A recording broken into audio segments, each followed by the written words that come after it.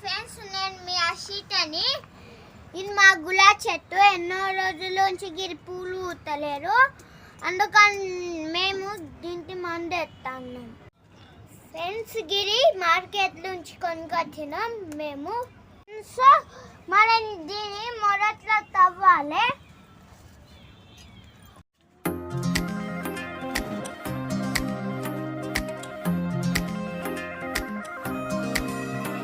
అయితే దీని లోపల ఇట్లా ప్యాకెట్ ఉంటుంది ఫ్రెండ్స్. వీటి రంగా దాముడు ఇట్లా తీసుకోవాలి.